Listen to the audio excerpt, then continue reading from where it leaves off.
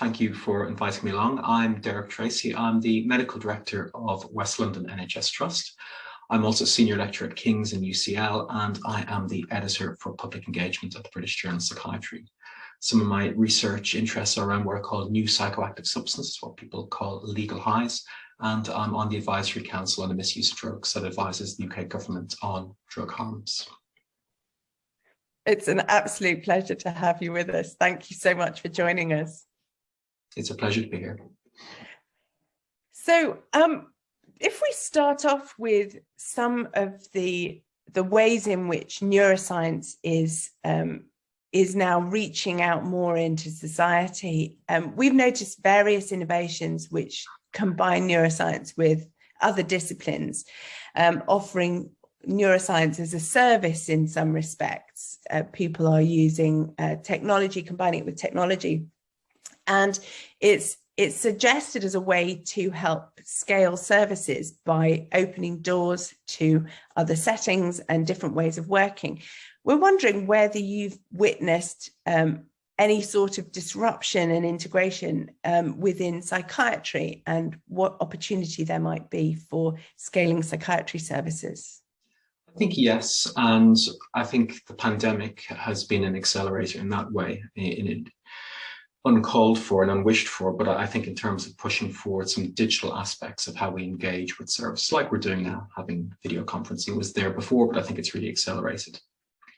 I think that has been a change within services. I think there is a growth of mobile applications, so health apps, and we are using them more in local services, particularly with our child and adolescent services. I think younger people intuitively they're digitally native, and I think they're happier to use it. It's happening with all population groups, but I think there's an obvious appeal to doing it with younger people.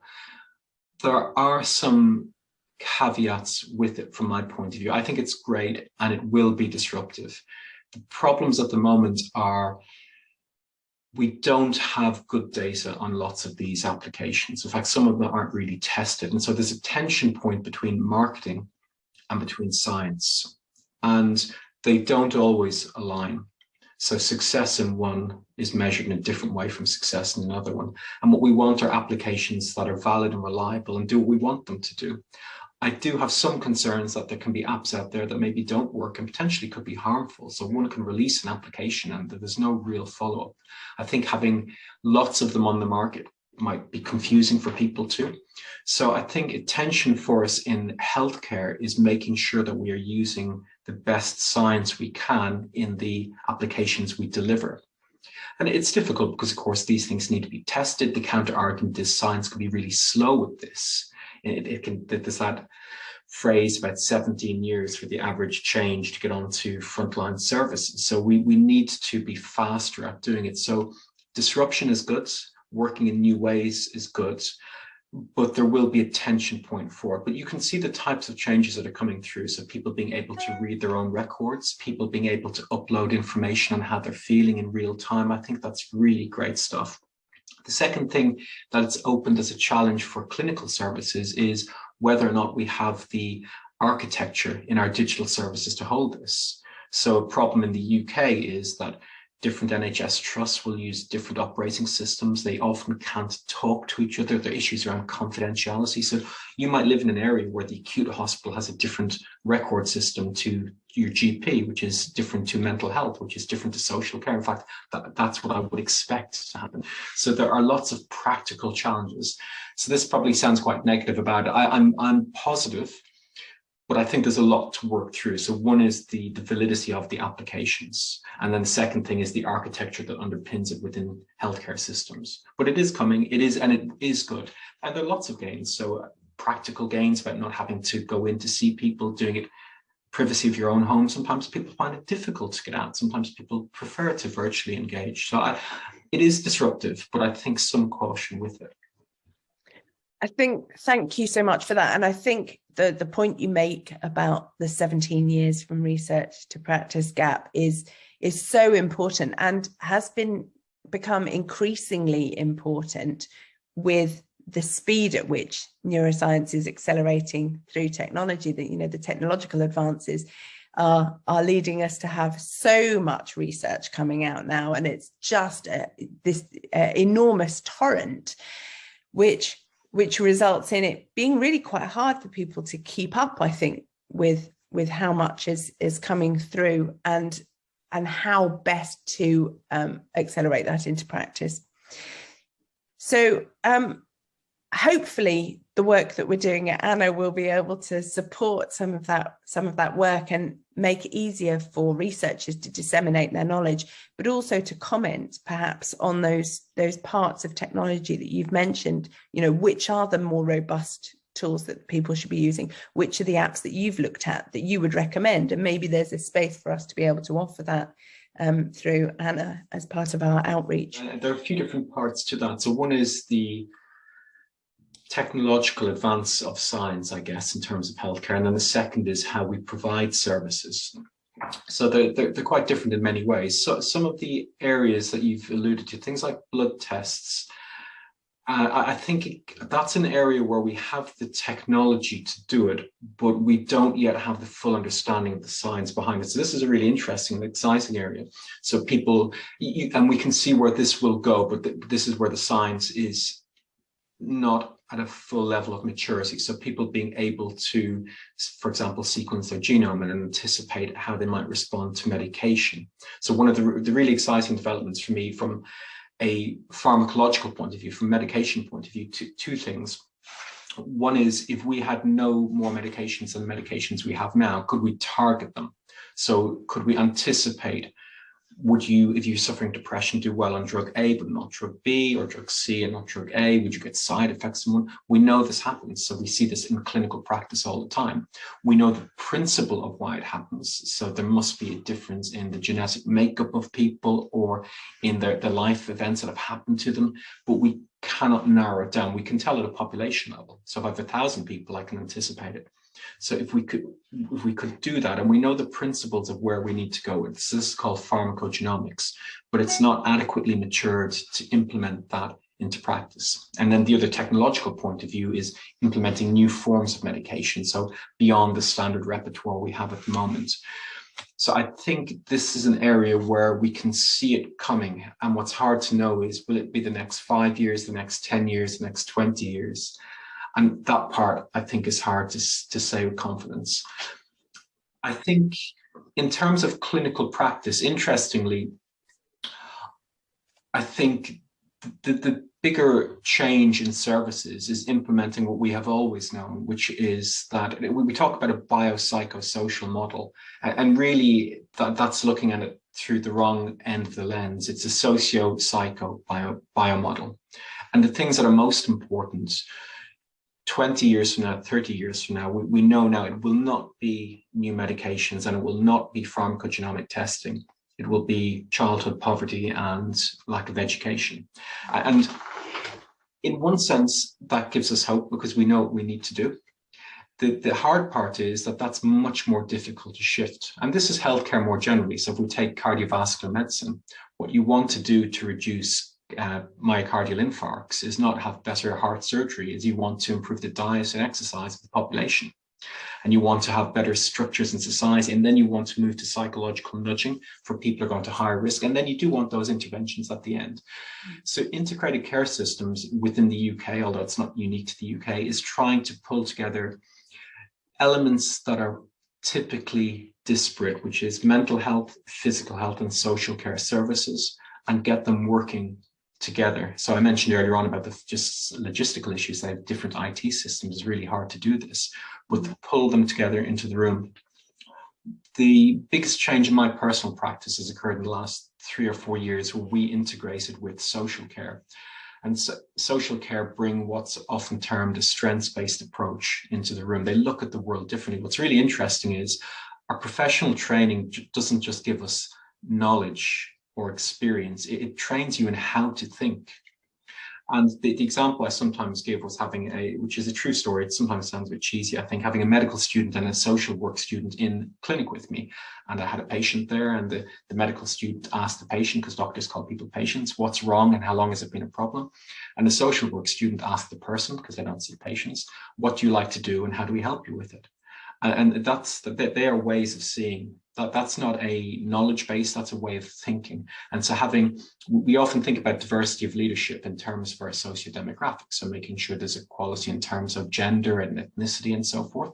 But we can think about it in styles of leadership and thinking. So I think the big thing for me is having more diversity in how we think within healthcare services. So that's really, really hard to do, though, because you've got to bring lots of people together. And again, changing things like childhood poverty. I mean, this is a global ask, and we're at a peculiar time. So you've probably got two different elements. So one is the very sharp edge of the spear, which is changing the bio part, and that should continue. We do need to do more genetics research. We do need more neuroimaging research. They are somewhat in conflict in that there's a limited resource, and where do you implement it? But they're not exclusive. Both need to happen. But I think in terms of service provision, we know what we need to do. And again, I think if we had better drugs, that's great. If we have better genetic testing, that's great. Much will still come down to what we have known for 100 years in terms of what matters to people. I love that idea of bringing the social care worker and the medic together in the same space as the psychiatrist, and creating new frameworks, essentially. Yeah, it's a challenge, but I think that's leadership. You need to do this and pull it together. And I think people appreciate that.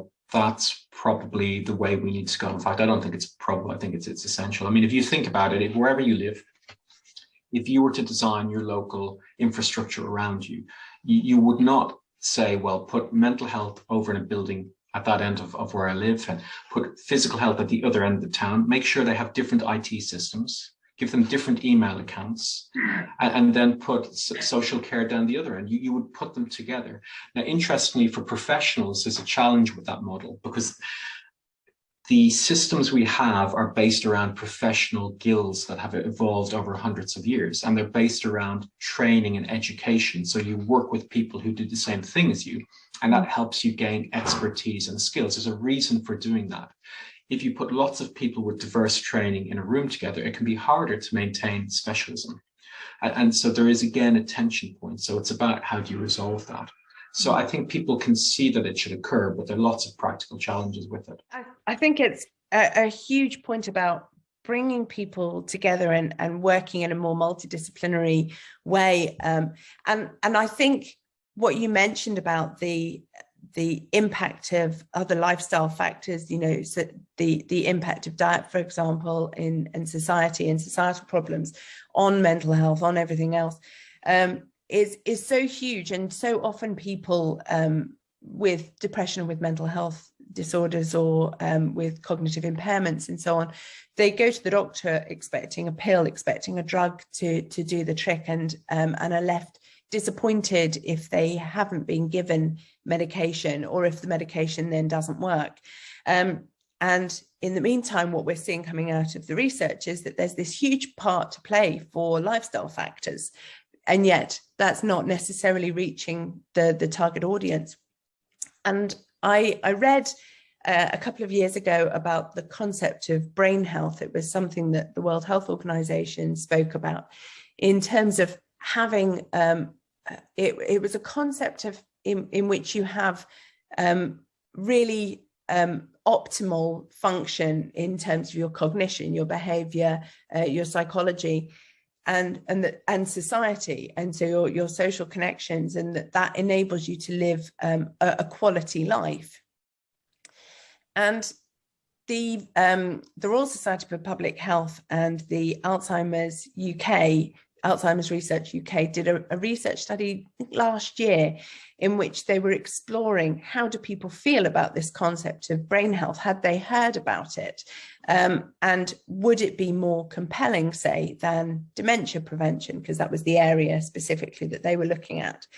And they found that only 30% or so of people thought that they could have any impact on their dementia, their likelihood to get dementia, whereas 66% thought that they could do something to improve their brain health, which was quite an interesting change. And the Lancet then published a paper talking about how at least 40% of dementia feasibly can be prevented through the sorts of modifiable risk factors that you spoke about: education, lifestyle, diet, managing medical health issues as well. And so there seems to be a large part to play in educating people about the lifestyle factors that matter and just how much that can improve their brain health throughout life, not just for mental health disorders and education and cognition, but also in later life to prevent dementia. I wonder, what are your thoughts on how we can spread that more widely, more quickly?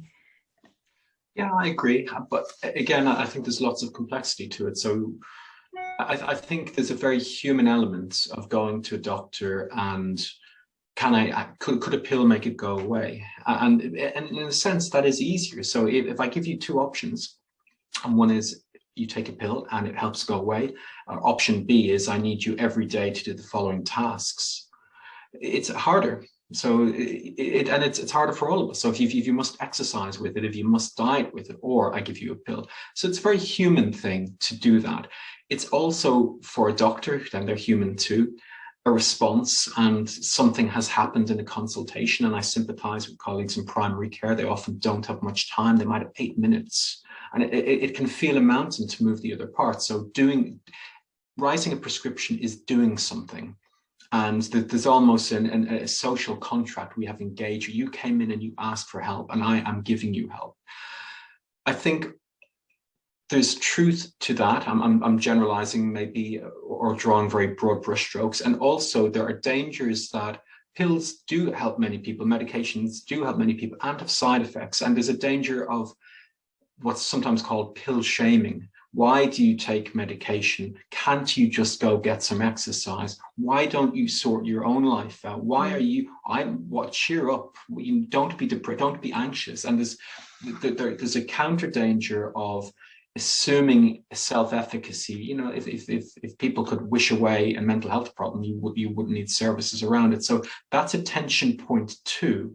So I think on the one hand, educating and empowering people, absolutely. And we know this typically has better longer term results for many people with many conditions, not always. Sometimes the thing you need is a medication to lower your cholesterol or your blood pressure.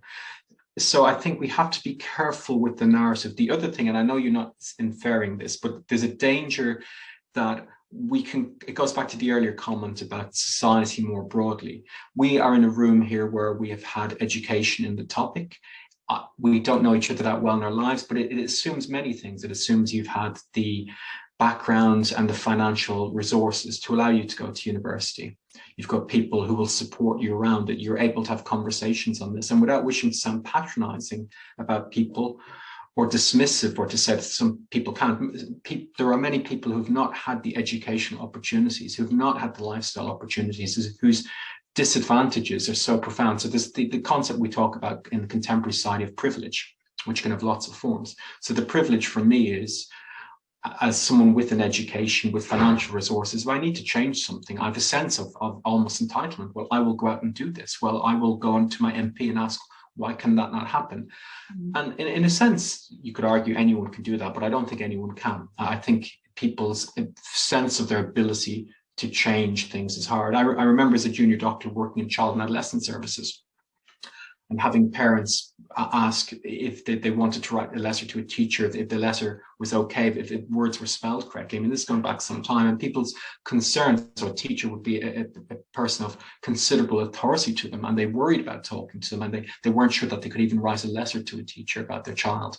So yes, I think to me, those things are all true. One is part of being a healthcare professional is education and engaging and trying to empower people.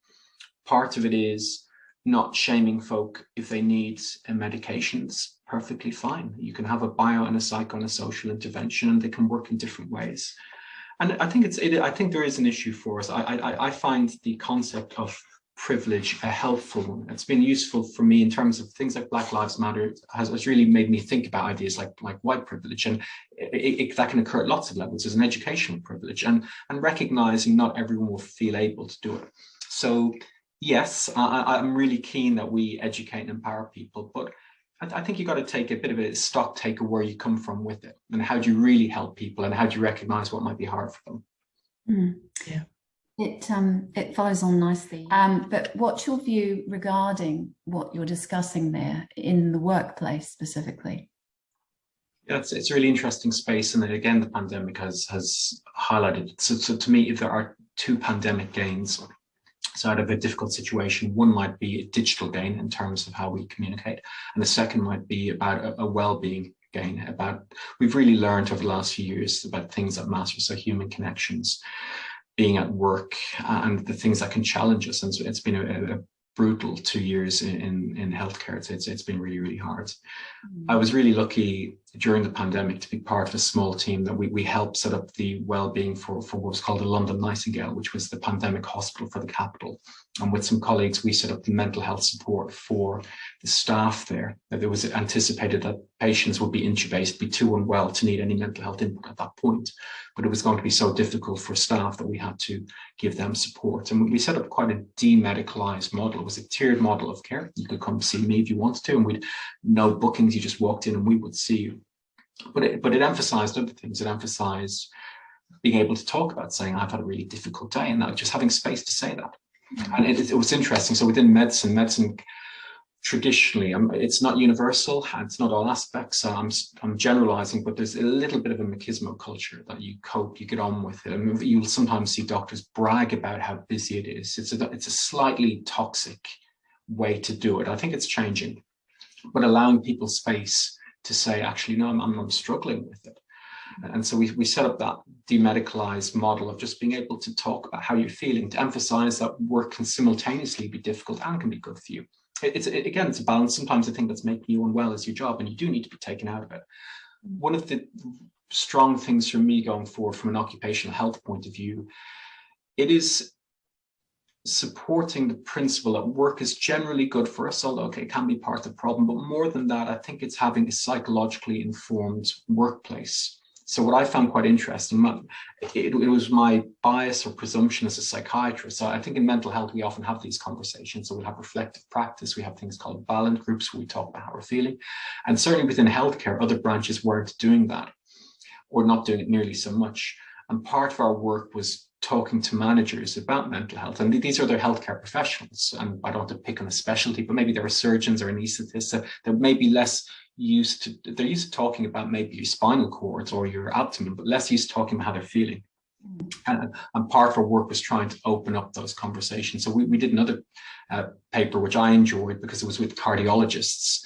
And my cardiology colleagues who led the paper, they argued that they have and it was led by some women in cardiology, but they argued it's very machismo male culture, that it's almost an aggression type of environment, and that they needed to be able to say, because they from their point of view, they have a lot of deaths during their days, and that they need to learn that they build up a barrier with trying to cope, but it's a mental toughness that actually doesn't help them in the end. So I think occupational health psychiatry, one is treating someone if they have a mental illness and helping them with that.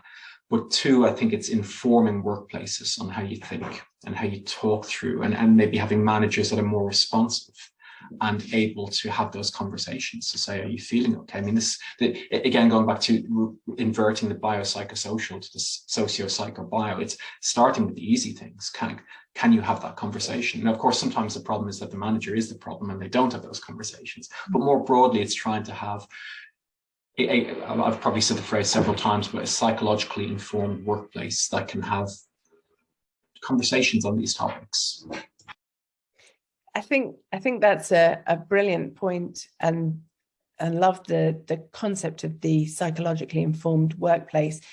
And you know, I've worked around improving workplaces so that they feel psychologically safe. We talk about psychological safety quite a lot, and what are the factors that need to be in place for there to be a sense of organizational trust or psychological safety, in which you're safe to learn, you're safe to challenge, you feel included, you feel safe if you have a problem, there's someone that you can go to, and that's inclusive of diversity, it's inclusive of neurodiversity.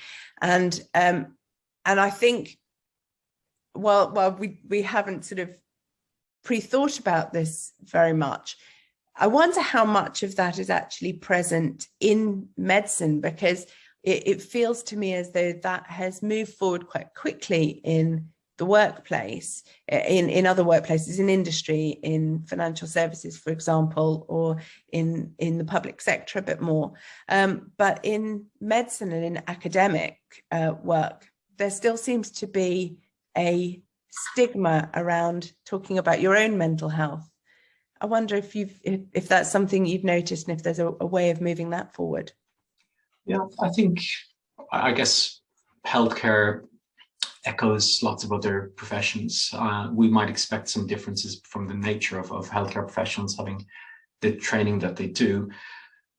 In some ways, the stigma may be greater at times. I think many doctors might fear disclosing a mental health problem for fear that they're held to be incapable and incompetent to do their job. They might be fearful of how the patients would receive it. And I think they're justifiable fears, because I think the stigma is broader than the individual. So we might think about the stigma that individual perceives, but then we might think and sit that in society where such thoughts do occur.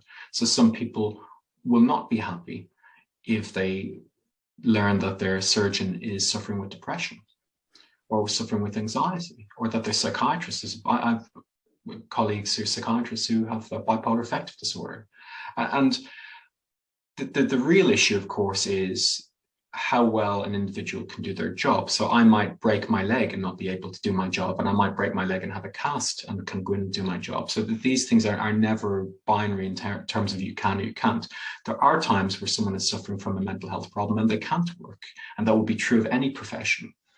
Going back to the occupational health part, the job is one that is quantitative and saying, is the person able to work at the level that they need to do? And if they are, can we support them? So I think the stigma exists and it's part of society more broadly. And from that point of view, I think there are medicine-specific conversations to be had. I think that this is true for most professions, to talk about this and to open up the conversation. And there are broader societal conversations.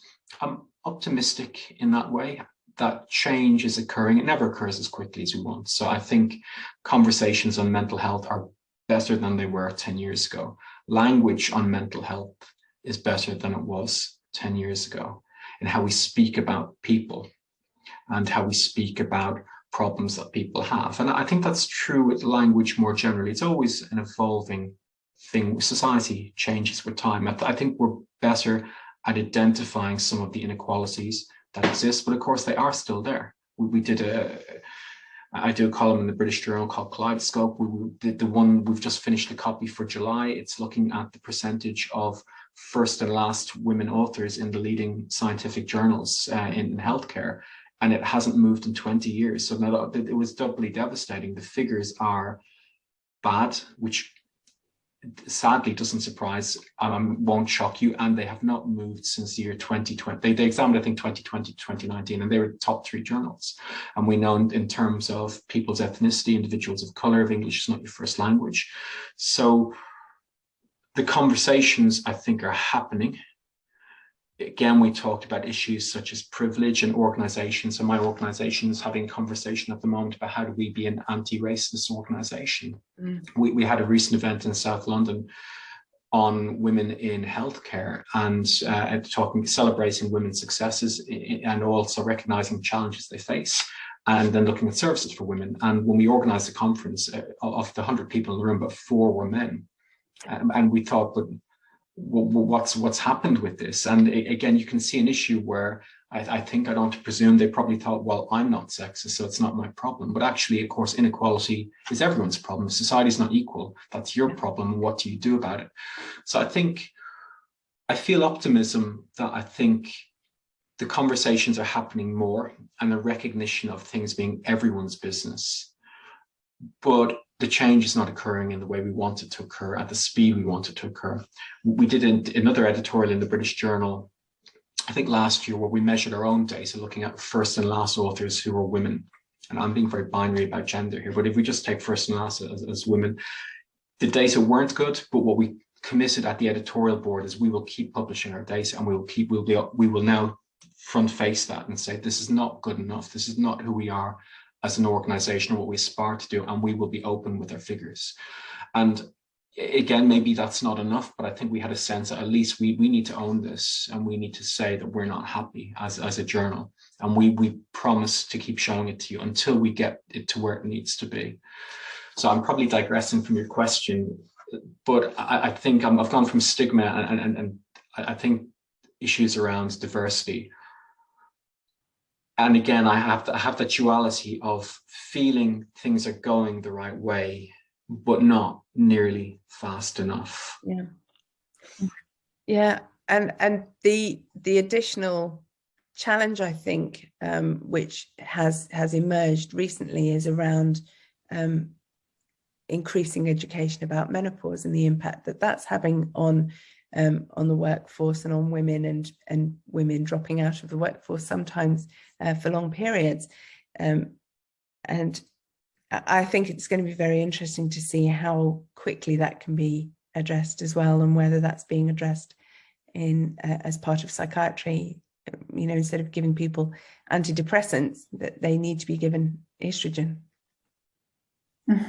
Yeah, so and I think there are a couple of parts there. One is, I think, about organizations taking on and facing up to lots of different issues. I mean, I'm saying this as a man, but this is the point. This is my issue too. So there've been discussions in organizations around things like period poverty and other issues that impact staff. And I think traditionally, maybe people like me, and I hope I'm a good leader in my organization, but too often leaders in organizations look like me.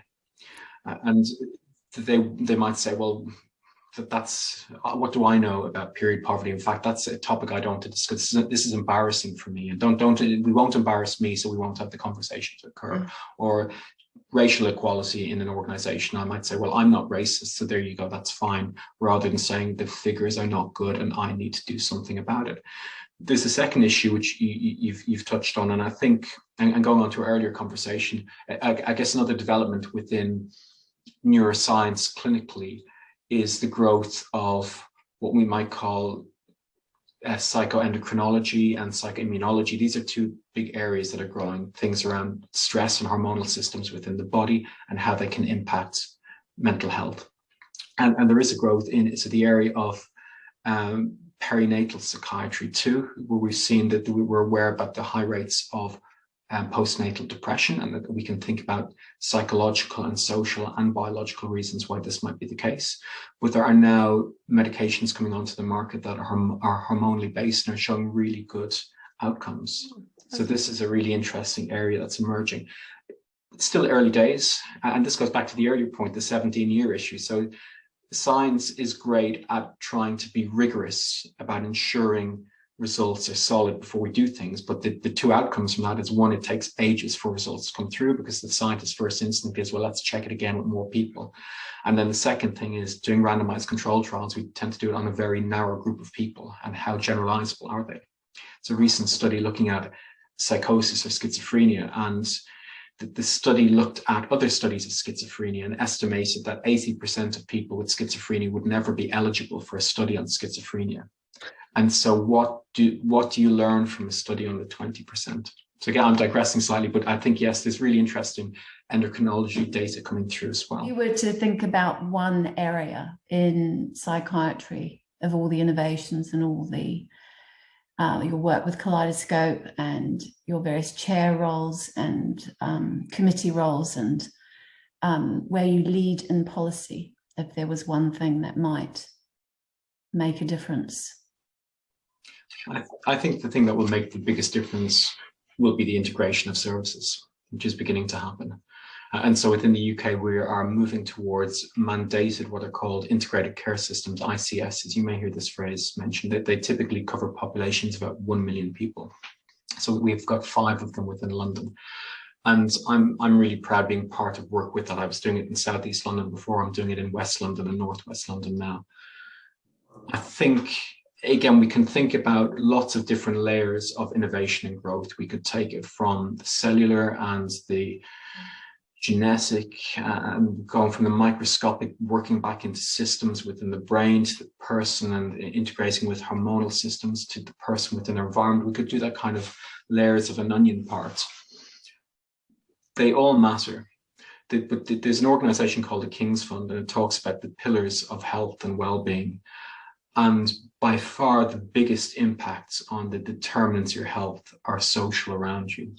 The biggest impact will be your educational and social opportunities within life, and integrated care systems in their fullest forms with time. So we're at early stage, and again, we might have a conversation in 5 years and ask, did they achieve what they set out to? And no doubt they won't achieve everything.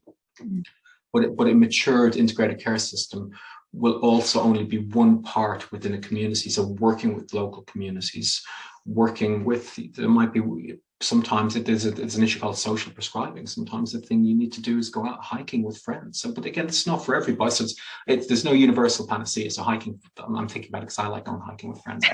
So I think that you can see different elements with it, and that health care will see itself as a smaller part, rightfully, of bigger systems, but working better with them. So I think that recalibration of I say ourselves, I'm thinking about myself within my role, the recalibration and better working into it, I think will be the most profound. And then if other breakthroughs come through, so if there are new medications, if there's growth in psychoimmunology or endocrinology, I think that's great. If there's growth in genomics work, but again, we're probably, that's going to be the sharp edge of the spear. So that's going to be when someone has developed a problem and now we want to try help, but that'll be really important. But I think ever more it's pulling it back and trying to prevent, to minimize. If we got rid of all trauma in life and we educated everyone and we had a utopian society, I believe mental illness would still exist. I think some people are genetically predisposed to it. But I think the challenge is the social elements that increase that so much and amplify, and we want to minimize that as much as we can. So I think that will be the most profound one if we can make it happen. But the challenge is that's the most resource intensive, because that's a societal ask that's trying to make the world a better place, which is idealistic, but that's great. It should be idealistic. And I suppose problematically, it's hard to be overly optimistic in 2022 that the world is heading the right way at this time for a number of reasons. But I think that's the biggest gain. But it's not at the exclusion of the other parts. The GWAS study should continue in genetics. The neuroimaging should continue. All of those things should go along in parallel. This interesting thing about being psychologically informed that you were speaking about earlier. If the whole of society has I know people have a greater understanding of psychology now, but I think very few people know anything about their brain. It seems to be an area that people think is scary or difficult, and so they don't know anything about their brain. They know more about their mobile phone than they do their brain.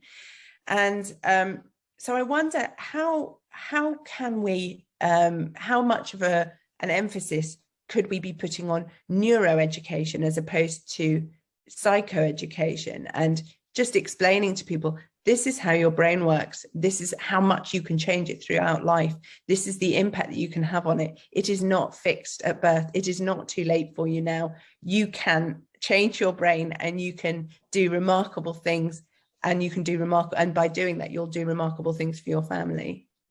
I think there's lots of great education to do with people about the brain. I mean, that really excites me. So I'm quite geekish and nerdish about the brain, and I love talking about the neurons in your brain and how they work. And so my suggestion, which is just my suggestion, some people find it reductionist and that puts them off. If they find it a simplistic explanation, I don't think it is. I've used the metaphor before, but I mean, to me, if you look at the night sky and you're disappointed that it's not angels holding up candles, but rather it's light that's traveled for 12,000 years and evokes an action potential in your retina, I mean, that's more amazing to me. So I think one can convey amazement about neuroscience, and we should. The brain is incredible. But I think what helps in that messaging with lots of people is still sizing it within the environment.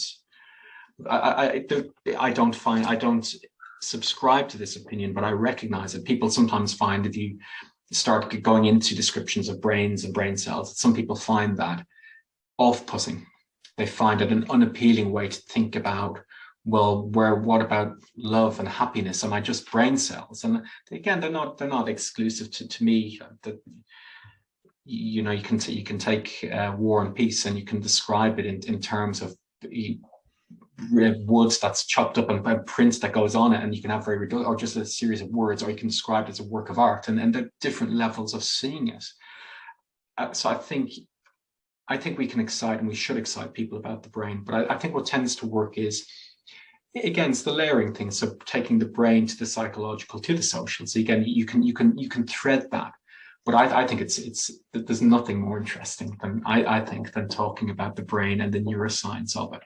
But I suppose all communication and education is recognizing the diversity of your audience and messaging it. I don't think you have to keep everybody happy, and I think you've got to teach truth and what you science tells us is true at this point. But I think, one, we can have broad narratives, and two, we can still build wonder into it, and that's the best way to teach people anyway. I think that's an amazing place to stop, and thank you so much for joining us today and for your insight and your words of wisdom. And I'm certainly going to be quoting the end of your final speech there. It's amazing.